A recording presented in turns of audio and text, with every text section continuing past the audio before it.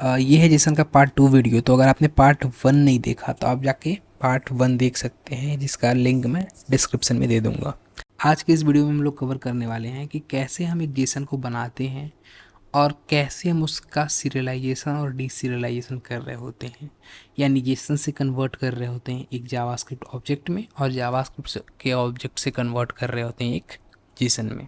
पूरी डिटेल में मैं एग्जाम्पल के थ्रू आपको एक एक चीज़ करके दिखाने वाला हूँ। लास्ट तक इस वीडियो को देखिए ताकि आप सीख सकें कि कैसे एक जेसन को हम क्रिएट करते हैं और उसको कैसे सीरियलाइज और डीसीरियलाइज कर रहे होते हैं।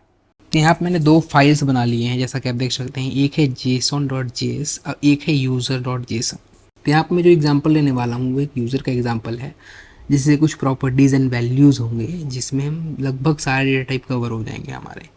तो चलिए शुरू करते हैं क्रिएट करना। तो जेसन क्रिएट करने के लिए सबसे पहले हमें कर्ली ब्रेसेस को ओपन करना होता है और उसके बाद हम की वैल्यू पेयर में अपने जेसन को क्रिएट करते हैं। तो फॉर एग्जांपल मैं यहाँ पे क्रिएट करने वाला हूँ, जैसा कि यहाँ पे है फर्स्ट नेम। तो मैंने यहाँ पे फर्स्ट नेम का जो वैल्यू दिया है वो भी एक नाम है। तो फॉर एग्ज़ाम्पल मैं दे देता हूँ सुपर एडमिन, ऐसे कुछ नाम है। उसके बाद मैं यहाँ पे पासवर्ड दे देता हूँ इसका। तो पासवर्ड मैं अगर लिखूँ तो यहाँ पे मैं पासवर्ड दे सकता हूँ। तो पासवर्ड दे देता हूँ हेलो 123, ऐसे कुछ पासवर्ड दे दिया मैंने। और जेसन के हर एक प्रॉपर्टीज़ को हमें कॉमा सेपरेट करके लिखना होता है, जैसा कि आप देख सकते हैं कि मैंने यहाँ पे कॉमा सेपरेट करते हुए जेसन की प्रॉपर्टीज़ को यहाँ पे लिख रहा हूँ। उसके बाद अगर मैं कुछ और वैल्यू बनाऊँ, तो जैसे मैंने एक बूलियन प्रॉपर्टीज़ बनाना है, तो यहाँ पे मैंने लिखा इज़ वेरीफाइड। मैंने यहाँ पे इज़ वेरीफाइड लिखा। इसमें मैं कुछ बूलियन असाइन कर सकता हूँ, जैसे मैंने असाइन किया ट्रू। उसके बाद अगर मुझे एक नंबर प्रॉपर्टीज़ को यूज़ करना है, तो फॉर एग्ज़ाम्पल मैं यहाँ पे एक प्रॉपर्टी रख लेता हूँ और जिसमें मैं रख लेता हूँ number of user for example. तो यहाँ पे मैं लिख देता हूँ 22, ये नंबर ऑफ़ यूजर्स हैं इसके। उसके बाद मैं एक एरे स्टोर करता हूँ अपने जेसन में। तो जैसे फॉर एग्ज़ाम्पल यहाँ पे मैंने रख लिया परमिशंस। तो मैंने लिख दिया परमिशंस। तो यहाँ पे मैंने परमिशंस एक एरे है जो कि यहाँ पे कुछ वैल्यू रखे हुआ है, जैसे यहाँ पे रख दिया मैंने क्रिएट। तो ये यूज़र जो है वो क्रिएट कर सकता है। उसके बाद डिलीट भी कर सकता है, डिलीट की परमिशंस भी है इसको। और उसके बाद यहाँ पे व्यू भी कर सकता है। यहाँ पे इसको व्यू का भी परमिशन है। यहाँ पे मैंने एक यूज़र का जेसन क्रिएट किया हुआ है, जिसमें मैंने यहाँ पे first name, password is verified, कितने नंबर ऑफ़ यूज़र्स हैं और उसके क्या क्या परमिशंस हैं। ये एक बेसिक एग्जांपल है यूज़र का। तो अगर यूज़र डॉट जेसन को हमें यूज़ करना है तो उसके लिए हम पहले तो इसको रिक्वायर करेंगे। तो फॉर एग्ज़ाम्पल मैं यहाँ लिख लेता हूँ const user equal to require, और उसके बाद मैं यहाँ पे दे देता हूँ डबल कोड के अंदर यूज़र डॉट जेसन। तो रिक्वायर कीवर्ड यूज़ करने से हमारे पास यूज़र का प्रॉपर जेसन आ चुका है। तो अगर मैं आपको दिखाऊं कंसोल लॉक करके तो यूज़र में हमें क्या देखने को मिलता है, तो अगर मैं आपको यहाँ पे रन करके आपको दिखाऊं तो यहाँ पे हमें वो प्रॉपर ऑब्जेक्ट देखने को मिलेगा। तो यहाँ पे मैंने जैसे ही रन किया तो आप देख सकते हो कि यहाँ पे हमारे पास डायरेक्टली हमें ऑब्जेक्ट देखने को मिल रहा है। क्यों? क्योंकि जावास्क्रिप्ट में जैसे ही हम रिक्वायर करते हैं तो जावास्क्रिप्ट का बाय डिफ़ॉल्ट फीचर कह सकते हो आप कि वो एक पर्टिकुलर जेसन को कन्वर्ट कर देता है जावास्क्रिप्ट ऑब्जेक्ट में। तो अगर मैं यूज़ करूँ यूज़र डॉट फर्स्ट नेम, तो आप देख सकते हो कि यहाँ पे उस यूजर पर्टिकुलर यूजर का फर्स्ट नेम हमें प्रिंट होके देखने को मिल जाएगा। तो यहाँ पे सीरियलाइजेशंस ऑटोमेटिकली हो जा रहा है। तो यूज़र का जो सीरियलाइजेशंस है इस प्रोसेस में ऑटोमेटिकली हो रहा है। तो इस केस में हम यूज़र का फर्स्ट नेम एक्सेस कर सकते हैं। परमिशंस को अगर मैं देखूँ तो परमिशंस भी एक्सेस कर सकते हैं। तो मैं अगर इस प्रोग्राम को रन कराऊँ तो आप देख सकते हो कि यहाँ पे हमें एक एरे मिला है जिसके अंदर कुछ परमिशंस के स्ट्रिंग लिखे हुए हैं। उसी तरीके से अगर हमें डीसरियलाइजेशन करना है, फॉर एग्जांपल अभी हमारे पास एक ऑब्जेक्ट है, तो अब मैं यहाँ पे ऑब्जेक्ट बना लूँ, तो सिंपली मैं इसी यूज़र को कॉपी पेस्ट कर लेता हूँ ताकि हमारा ऑब्जेक्ट आसानी से बन जाए। तो ये मैंने यूज़र का ऑब्जेक्ट यहाँ से किया कॉपी और यहाँ पे मैंने किया पेस्ट। यूज़र ऑब्जेक्ट मैं लिख देता हूँ और उसके बाद मैं इसको कर देता हूँ पेस्ट सिंपली। तो यहाँ पे कर्ली ब्रेसेस मिसिंग है तो उसको मैं स्टार्ट कर देता हूँ। तो आप देख सकते हो कि मैंने यहाँ पे एक यूज़र ऑब्जेक्ट बना लिया है सिंपली। तो अगर मुझे इस यूज़र ऑब्जेक्ट को जेसन ऑब्जेक्ट में कन्वर्ट करना, तो जावास्क्रिप्ट हमें एक मेथड देता है जिससे हम एक पर्टिकुलर ऑब्जेक्ट को एक जेसन में कन्वर्ट कर सकते हैं। ये जो मेथड है वो अलग अलग लैंग्वेज में अलग अलग होते हैं, तो आप जिस लैंग्वेज में भी जेसन्स को कन्वर्ट करते हैं तो उसके अकॉर्डिंग उसका एक मेथड होता है जो कि उस जेसन ऑब्जेक्ट को सीरियलाइज करेगा या डीसीरियलाइज करेगा। तो जावास्क्रिप्ट में जो होता है वो होता है जेसन डॉट।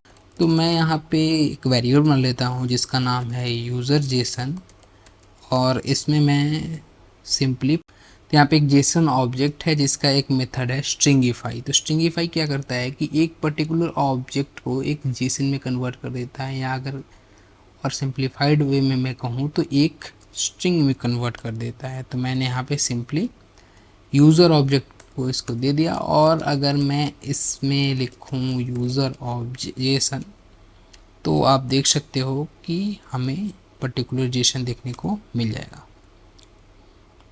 तो आप देख सकते हो कि यहाँ पे ये सेकंड यूज़र इस प्रिंट हो रहा है, इसलिए हमें कन्फ्यूज़न देखने को मिल रहा है। तो अगर मैं दोबारा इसको रन कराऊँ तो अगर आप देख सकते हो कि ये एक पर्टिकुलर जेसन बन गया है हमारा। तो यहाँ पे आप देख सकते हो कि ये एक जेसन है। तो इसको अगर मैं सिंपली कॉपी करूँ तो यहाँ पे कर लेता हूँ इसको कॉपी और मैं यहाँ पे इसको रख लेता हूँ।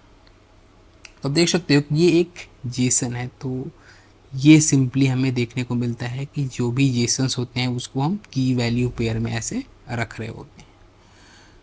उसके बाद अगर ये जेसन है तो इसको अगर मैं वेरिएबल में रखूं तो यहाँ पे मैंने एक वेरिएबल में रख लिया है जेसन, और इस जेसन को मैं अब सीरियलाइज करने की कोशिश करता हूँ। तो उसके लिए भी जावास्क्रिप्ट हमें मेथड देता है जो कि है जेसन डॉट पार्स।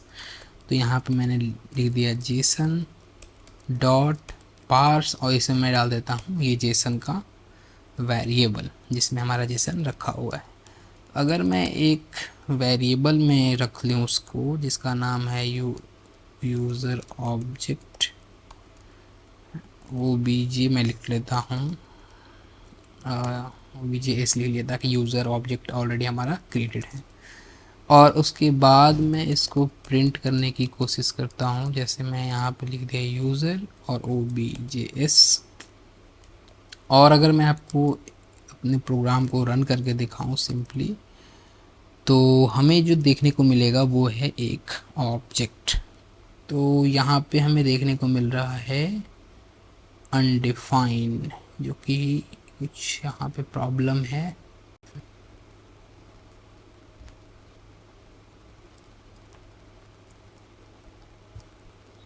तो गाइस, तो इसमें जो प्रॉब्लम आ रहा है कि यहाँ पे एक जो जावास्क्रिप्ट ऑब्जेक्ट है वो प्रॉपर जेसन में कन्वर्ट नहीं हो पा रहा है, क्योंकि जो मैंने कॉपी किया था वो यहाँ पे टर्मिनल से किया था, तो इसीलिए वो प्रॉब्लम देखने को मिल रहा है। तो वो मैंने उसका एक छोटा सॉल्यूशन निकाला है जो आपको दिखाने के लिए ही है कि मैंने एक सिंपली जेसन को कन्वर्ट किया है। तो फॉर एग्ज़ाम्पल मैं अगर यहाँ पे लिखूँ तो यूज़र जेसन, इसमें मैं लिख देता हूँ ये, तो यहाँ पे जो वेरिएबल है वो उसमें हमें जेसन देखने को मिल जाएगा।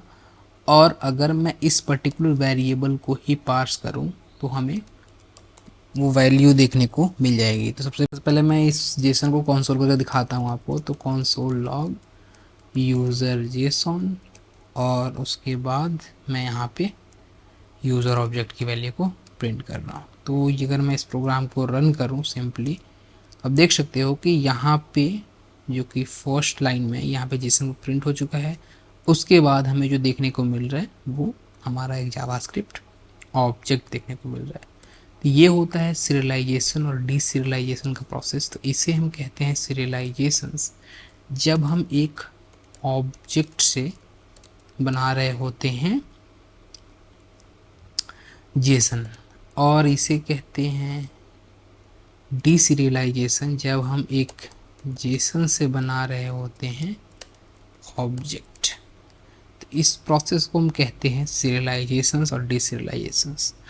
और जितनी भी लैंग्वेजेस होते हैं, चाहे वो पाइथन हो या फिर गो हो, हर लैंग्वेज में हमें सीरियलाइजेशंस और डीसीरियलाइजेशंस का जो मेथड होता है जेसन का वो मिल रहा होता है, और उससे हम आसानी से सीरियलाइज और डीसीरियलाइज कर सकते हैं। तो यहाँ पे अगर मैंने जेसन डॉट पार्स किया तो आप देख सकते हैं कि जो यहाँ पे ऑब्जेक्ट क्रिएट होकर मिला हमें वो एक जावा स्क्रिप्ट ऑब्जेक्ट है।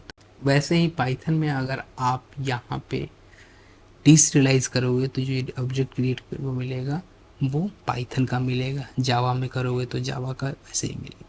और इस पर्टिकुलर ऑब्जेक्ट से आप किसी भी प्रॉपर्टीज़ को यूज़ कर सकते हो, डेटाबेस में स्टोर कर सकते हो, या जो भी आप चाहो वो आप आसानी से एक्सेस कर सकते हो।